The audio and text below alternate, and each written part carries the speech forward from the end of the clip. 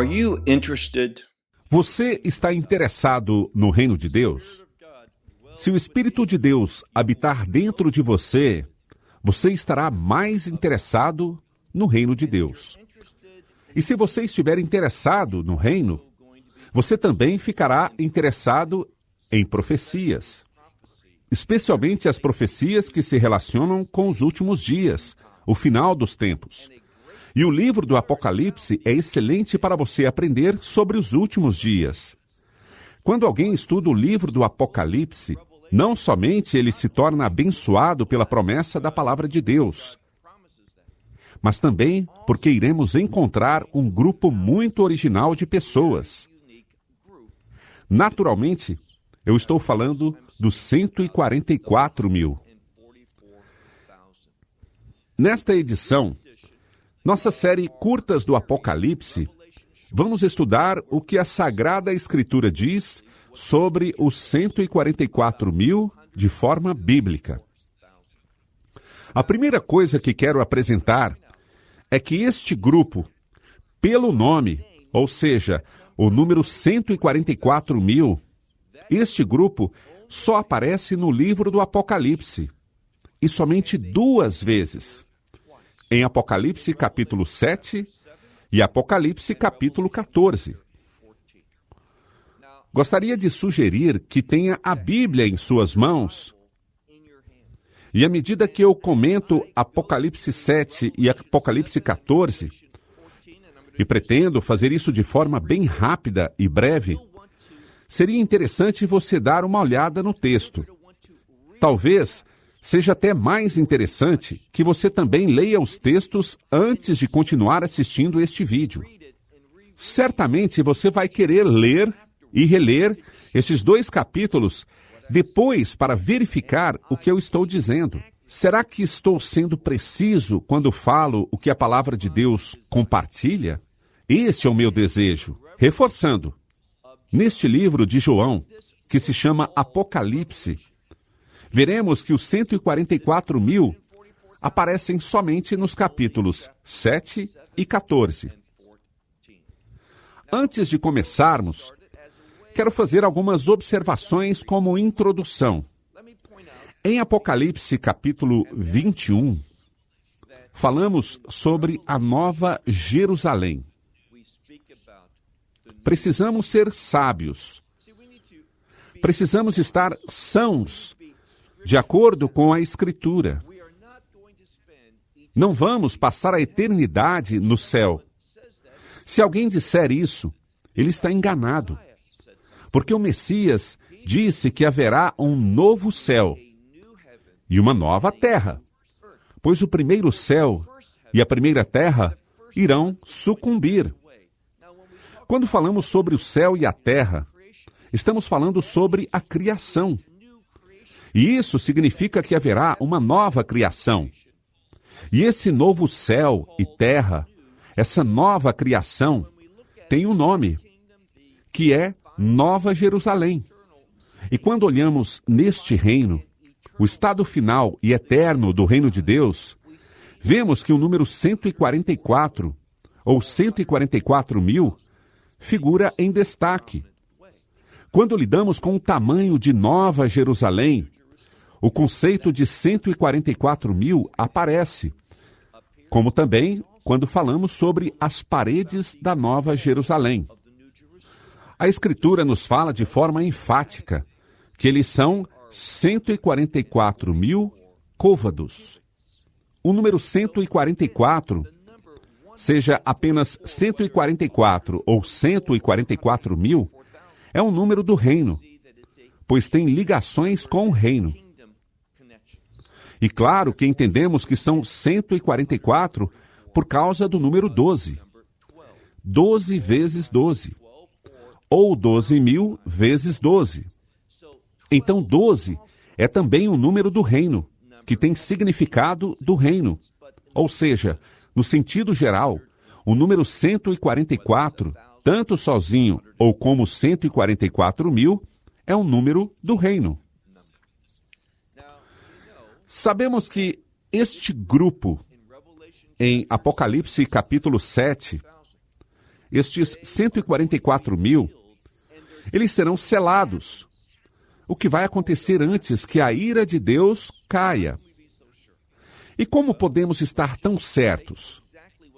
Então vejamos exatamente o que a Sagrada Escritura revela.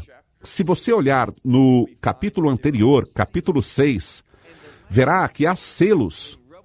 E o último selo, no Apocalipse, capítulo 6, é o sexto selo.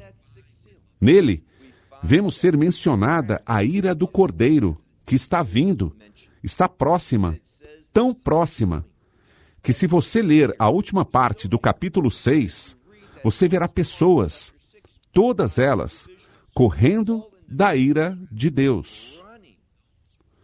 Estes são os que não acreditam. São os que não foram redimidos pelo sangue do Cordeiro. Eles estão fugindo e se abrigando em montanhas, abaixo de rochas, etc., pois a ira de Deus está se aproximando. Mas quando chegamos a Apocalipse, capítulo 7, há uma proclamação. Não danifique a terra, ou o mar, ou as árvores. Ou seja, não danifique a terra, até o selamento dos servos de Deus. Vamos então considerar um ponto muito importante, que são que esses 144.000, sejam eles quem forem, em Apocalipse 7, são chamados de os servos de Deus. Estudiosos nos dizem que os servos de Deus se tornam servos porque Deus os chamou. Eles foram chamados a servir a Deus, o que quer dizer que Deus quer usá-los. E sabemos que Deus quer usar Israel, que é o vaso escolhido por Deus para trazer uma bênção do reino para este mundo. Então, revendo, este grupo de 144.000, mencionado em Apocalipse 7, eles são selados na festa com o selo do Deus vivo. E sabemos que alguém mais também aparece de forma notável, que é a nação de Israel, pois esses 144.000, eles são 12.000 de cada uma das 12 tribos de Israel. E então, quando olhamos em Apocalipse capítulo 7, é Israel que figura com destaque. É Israel, as 12 tribos, que estão ligadas com os 144.000. Será que esse é o caso quando olharmos o capítulo 14 dos 144.000 mencionados? Vamos olhar e ver. Mas nesse momento, vamos nos limitar às nossas observações em Apocalipse capítulo 7. Há apenas alguns poucos pontos a considerar. Este grupo de 144.000 são ligados às 12 tribos de Israel. Eles são chamados de servos de Deus, e eles serão selados com o selo de Deus antes da ira de Deus cair, de acordo com esta proclamação. Não danifique a terra, até que os 144.000 estejam selados sobre suas testas. Há um último ponto que precisa ser levantado, pois muito frequentemente as pessoas fazem essa pergunta. Por que a tribo de Dan não é mencionada? Não sabemos o motivo, mas, porque eu sei que está na mente de todos, deixe-me responder de forma segura. Sabemos que, quando os filhos de Israel são chamados a tomarem posse, a herdarem a terra de Canaã, Adã foi designada daquela área de terra pelo litoral do Mediterrâneo, onde os filisteus eram um povo muito forte. E ele não gostou disso. Por fim, Dan decidiu não tomar posse daquela terra, mas, ao invés, ir um pouco mais para o norte. E o que sabemos de forma profética é que ele abandonou sua herança. Muitos estudiosos dizem que foi porque ele abandonou a herança, já que existe uma conexão entre a terra de Israel e o reino de Deus. Isso é um paradigma, é um padrão. E porque ele abandonou a herança da terra, ele não tem herança do reino. De qualquer forma, esse assunto é mera especulação, mas com uma base bíblica. A próxima coisa que vemos é que Dan não é mencionado, mas o filho mais velho de José, conhecido como Manassés, este é mencionado ao invés de Dan. Ele foi aquele que vemos no final do livro de Gênesis, que foi abençoado por seu avô, Jacó, o pai de José, numa bênção especial. Inicialmente, era seu irmão Efraim, o preferido. Mas agora, haverá uma mudança. Veja, com o reino de Deus, tudo muda. E agora não é Efraim, mas é Manassés, que tem um lugar de destaque, já que ele é mencionado dentro daquelas 12 tribos, que tem a ver com os 144 mil. Então, eu penso que você concorda comigo que, se ler todo o capítulo 7 do Apocalipse, e é o que fomos informados sobre os 144 mil, que eles foram selados porque suas testas, com o selo de Deus, que eles são servos de Deus, que eles têm uma conexão com Israel, com as 12 tribos de Israel. É tudo o que sabemos. Mas quando chegamos ao capítulo 14, e vamos nos atentar a isso agora, você pode até já se dirigir a esse capítulo, Apocalipse, capítulo 14, e veremos que há grandes diferenças. Aquilo que foi informado no capítulo 7 não é revisto no capítulo 14. Tudo é diferente. Por exemplo, em Apocalipse 14, vemos que Israel não é mencionado com destaque, que esses 144 mil têm uma relação, mas ao invés, quem aparece de uma maneira muito grande em Apocalipse 14, com relação aos 144 mil, é o Cordeiro de Deus, o Messias, Yeshua, Jesus Cristo. Ele é o destaque. E também fomos informados que esses 144 mil, eles estão com ele, em pé, no Monte Sião, Har Sião. O Monte Sião é um termo do reino, pois normalmente, e é isso que os estudiosos ensinam, é que quando falamos em Jerusalém e Sião, estamos falando do mesmo lugar, mas numa condição diferente. Sion, ou Sião, é Jerusalém, mas Jerusalém num estado redentor. E quando digo estado redentor, quero dizer num estado de reino, e vamos ver algo diferente no capítulo 14. Lembre-se que no capítulo 7, aqueles 144 mil eram selados, enquanto estavam na terra, com o propósito de estar aqui quando a ira de Deus cair. Mas quando olhamos agora os 144 mil, no capítulo 14, vemos que não apenas Sion, ou Sião, é mencionado, que é um termo do reino, mas haverá exaltação no céu. E isso é tão importante, não sobre a terra, mas sobre o céu. E de onde vem isso? Bem, se ler com atenção os primeiros versículos, haverá pessoas tocando harpas. Haverá música de harpa. E normalmente associamos essa música ao céu. E para salientar, nós vemos que uma nova canção será tocada. E somente os 144 mil, somente eles podem aprender e cantar. Ou seja, adorar desta forma. É uma nova canção. E sabemos que há salmos que cantam uma nova canção. E a nova canção é uma canção do reino. não é deste mundo, mas é uma canção do céu, uma canção do reino. E essa ideia de céu é sustentada, pois o que é mencionado em seguida, se você ler cuidadosamente, você verá que este grupo não mais está em Sião, que fica em Jerusalém, aquela terra, aquele lugar que existe hoje. Mas, de repente, tem uma mudança muito significativa.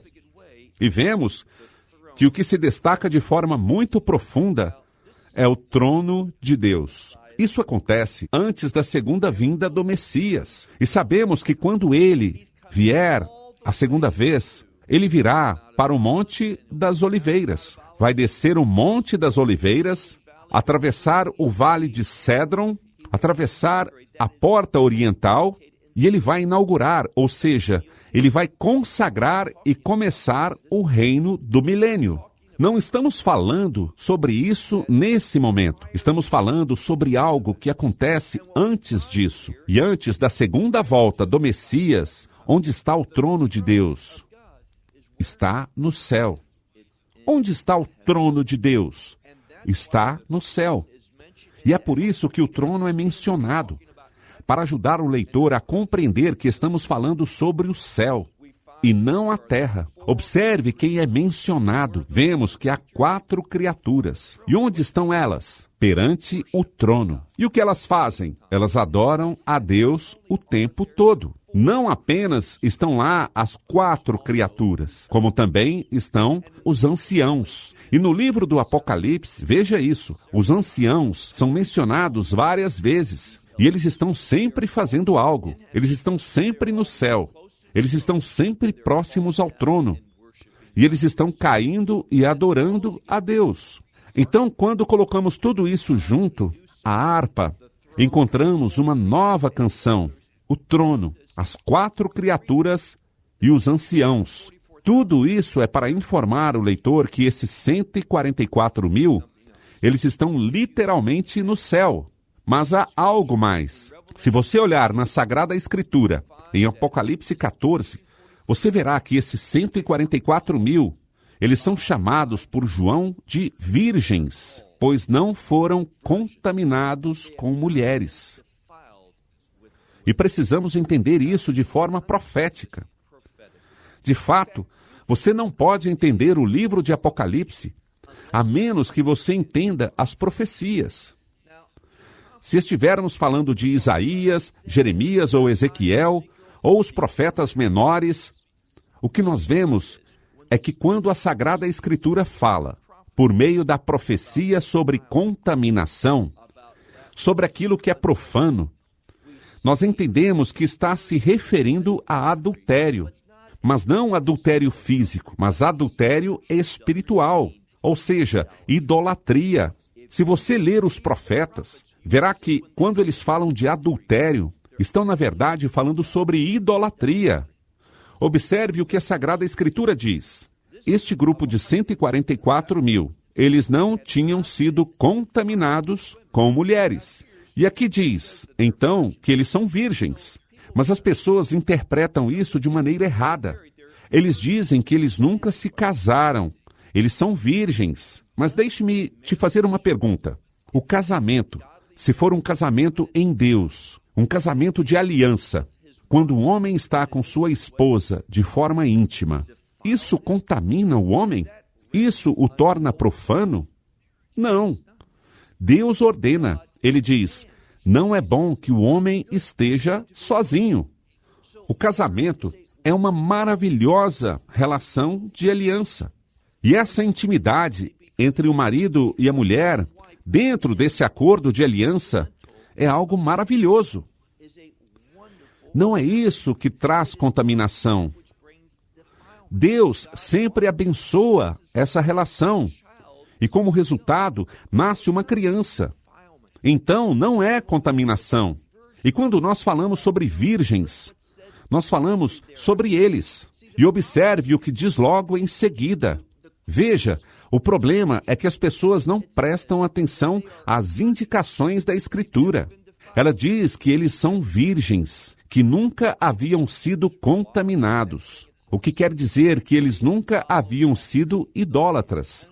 E a próxima coisa que está escrito é que eles seguiram o Cordeiro. Repetindo, o Cordeiro figura com destaque neste grupo. Ele não foi mencionado com os 144 mil.